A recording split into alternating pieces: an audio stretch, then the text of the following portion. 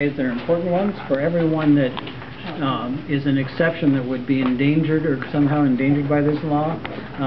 There are hundreds of other cases of individuals who've had to deal with excruciating pain and haven't had the choice of any control.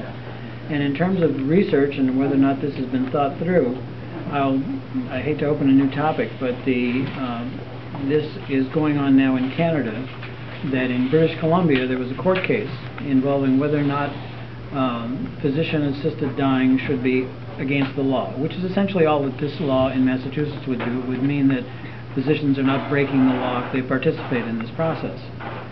And the court in British Columbia found that it was unconstitutional under the Canadian Constitution, which is similar to ours, to declare these laws illegal. And the Royal Society of Canada, which is a research organization, did a very comprehensive study, which you can find online, about the history of this whole process over the past 10, 15, even 20 years, and they have found that there is no reason constitutionally to outlaw people having this choice. And so my closing remark would be, my life, my death, my choice. And it should be yours too. You don't have to do it my way. You don't have to use it if you don't want to, but it should be there for those who need it. Doctor?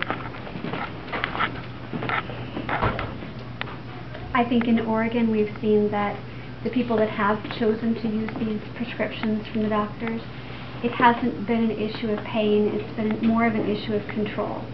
I think now medicine is so much better at controlling pain and providing comfort care at the end of life that really isn't what this is all about.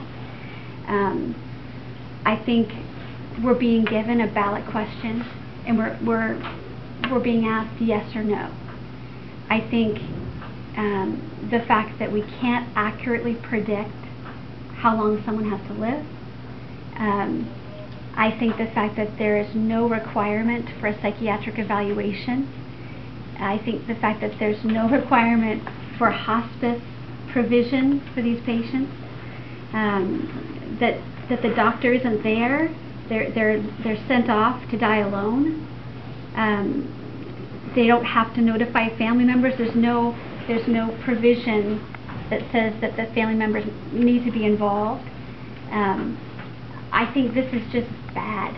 I think that even if you were for some form of physician-assisted suicide, knowing all of this confusing, wanting doctors to lie on the death certificate for the insurance, I mean, it goes on and on. It's ultra complex and confusing and just pure bad.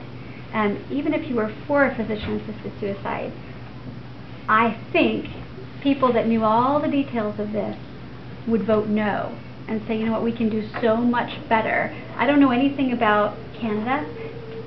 Frankly, I care more about us right here, right now, our patients, our families, and I think we can do so much better. I would say vote no.